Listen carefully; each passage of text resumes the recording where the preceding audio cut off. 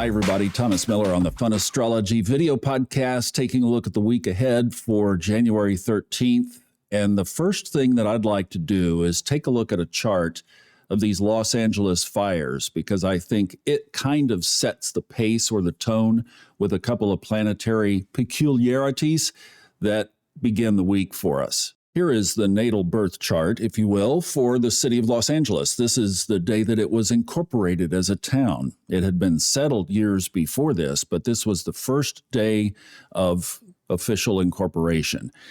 And wouldn't you know that Los Angeles has all this Aries energy? I mean, look at the putting it out there of the media, and there's the media with Venus and Uranus. It has its own unique style, does it not?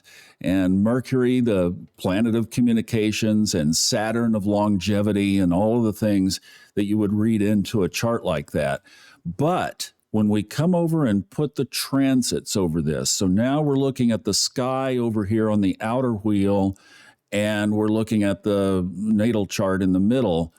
I want to focus on the planet of fire, the planet where we would look of what is the influence that is causing this fire situation.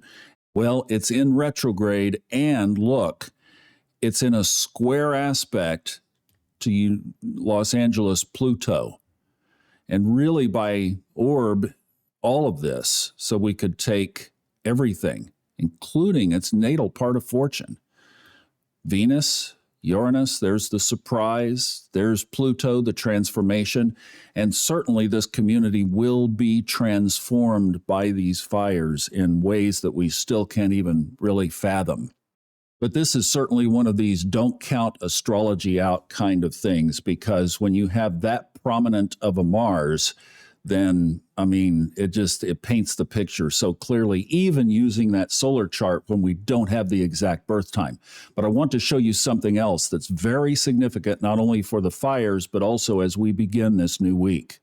Here is the declination grid for Monday the 13th as we begin the week, and you'll notice that 3 planets here, the Moon, Mercury, and Mars, as evidenced by this purple font, are all out of bounds. They are above 23 degrees, about 28 minutes, and they are all out of bounds. And you'll notice that Mars is at 24 degrees out of bounds. The Moon will clear. It will be back in bounds by Wednesday. Mercury will not be clear of its out of bounds until, and you're going to love this one, it's January 20th, but it's at 2 p.m. in the afternoon. So when Donald Trump raises his hand and is sworn in as the 47th president of the United States, it will be under a Mercury out of bounds and Mars out of bounds. And Mars doesn't change until early April. And it actually goes from 24, almost 25 degrees. It goes all the way into 26 degrees. That is way out of bounds. So we're talking about some really offbeat energy here. And the other planet that is getting ready to go retrograde, it will be within this stretch, is going to be Venus. So just a lot of incredible wonky. This is part of this disruptive energy that we're all feeling right now, and certainly was in place and was part of the Los Angeles fires when you put it together with that chart. So one of the questions that you would ask is this going to be an easier week? Are we going to catch a break? And I think that there are some reasons to think that, yeah, we might catch a little bit of a break. First of all, we have an exact trine aspect here on Monday to start the week. This is between Uranus and the Sun. So with all of the surprises and everything that's been happening, at least we have these trines. And you could say, and even the Los Angeles chart, I mean, you have to look at this as, even though something very tragic, there's been loss of life, loss of pets, and amidst the just human tragedy that this situation is, that there is going to be something positive coming from it. And this trine, as we begin the week, it's early, 1:13 Eastern time this morning when this takes place on Monday. I say on Monday morning, whenever you're watching this, Monday the 13th. that at least from this, we have some assurance, I guess, or confidence or comfort that some of these things that are going on that are surprising us right now are ultimately and eventually going to have positive outcomes. Now, as we step up to Tuesday, we have the moon entering Leo. You can see it's already moved in here at 3 degrees by sunrise. That happens early at 4:12 in the morning. But we also have one of the squares from this week. And look, it's between the two positive planets, Venus and Jupiter. They will square at 2:47 Tuesday afternoon. So we'll be building toward this energy. So that's the pull that we've been having all since this year started. Remember, we saw in the chart as the year began that this was going to be a pull between both sides of the force. And we've certainly experienced that dramatically in just the 10 or 12 short days of this year already. It has been a push and a pull and a tug back and forth. So on Tuesday, we have the two benefic planets, the otherwise ones that you would look to for, give me a break here. Well, they're going to be pulling against each other, and that will be between Gemini, where Jupiter has not been happy, we know that, and Jupiter is in retrograde, and Venus in Pisces, which it very much enjoys. So we could see things around the truth and around intuition. The other thing that I would highly caution for this day is to be careful of getting deceived. Watch out for the lies and the deceptions, etc., because that could become powerful on Tuesday, could be amplified. Don't let somebody ask why. Don't let somebody pull the wool over your eyes easily.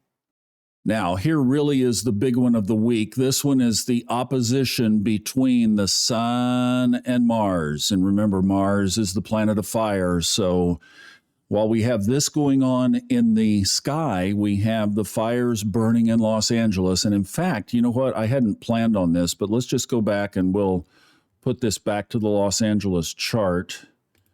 And let's put Wednesday over it. Yeah, so here, look at this. So here it is on the Los Angeles chart. So we have Mars in the sky and Sun. Well, the Sun is in the Los Angeles 10th house, even though this solar chart, you read it like a natal chart. And we have the Sun closing in on Pluto, and we have Mars in the 4th house of the home, which is moving in and almost sitting right on top of. Now, this point, you really can't acknowledge that in a solar chart technically, but I'm just going to say that that's a pretty ominous position for Los Angeles come midweek. So hopefully they can get ahead of this. I mean, this is not something fated, but it is pointing to something that the fires could even, I mean, we know more wind is forecast for the middle of this week, that they could come back and hook in and burn some additional very valuable and iconic real estate.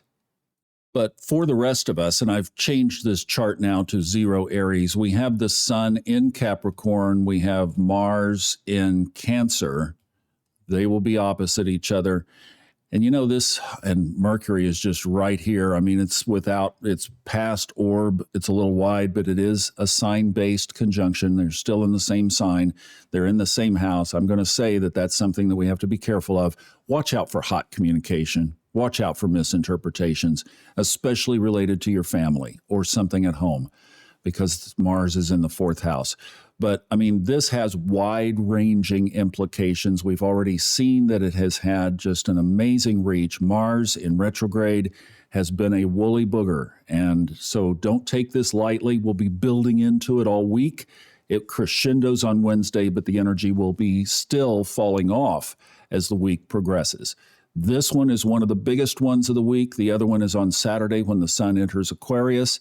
But definitely don't take your eyes off of this all week long.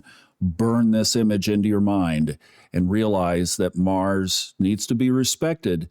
It doesn't mean that it has to get the best of us, but it does mean that we need to watch and be careful. Have your guard up, have your head on a swivel. Those are some of the best how to handle this aspect techniques. And then, as we always do here, set a lot of intentions around it. Then on Sunday, we pick up an aspect that I like. Neptune and the sun are, look, in a 60-degree sextile, and that will be early Friday morning, and that will be at 6:19 a.m., 6:19 Eastern on Friday morning. We get that. So you know me, I always look at that with extra, well, where's the radar? It's like that's the spiritual intuition. That's our connection with the home office. That is, you might be a little bit more tuned in the window of Wednesday, Thursday, Friday, because that's when the sun will be moving toward that sextile, that favorable sextile. And then on Sunday evening around 6 p.m., the sun enters Aquarius. And then Tuesday morning early, it conjoins Pluto. So here we are at this 0 degrees Aquarius point, this point that has been baked into our consciousness for over a year, and it will continue as Pluto finally starts to move its way into Aquarius. We have several more months where this is going to be an impact point, but everything that crosses a 0 degree new ingress into a new sign has to cross in some kind of aspect to this 0 Aquarius point. And that's just some big real estate right now. So realize it's coming. We're building toward it all week. The biggest part about this is that we have this big conjunction with Pluto in Aquarius. And remember, of all the inaugurations that have happened through all of basically most of the United States history, not one of them has happened where the sun crosses right over Pluto just before it happens. So that's the other big aspect of the week, and what a one it is. So that kind of gives you a lay of the land of at least what to expect for this week. And I do think, this, we've been talking about this all the way through. This is a time to be on your spiritual guard. This is a time to be on your highest timeline. This is a time to be on your best, to be on your toes. Start the day with some meditation. Start the day with some grounding. Do some physical activity. Make sure what you're eating and digesting and putting into your body is nourishing you and not try to avoid the junk foods and even the stuff that has bad ingredients in it, like wholesome, whole grains, whole foods, whole fruits and vegetables are all very beneficial to us right now. But also just getting down with yourself, your intuition. I was going to say on your knees, which is not a bad position in the morning, child's pose. However you want to do it, but being in a position where you are being humble before your higher self. I think that is very important for where we are, where we've been. We've talked about it coming into the new year. We are here. It's proven to be just as wild and crazy as we thought it might be. There still is this push and pull, which is the theme of 2025. Don't take it lightly.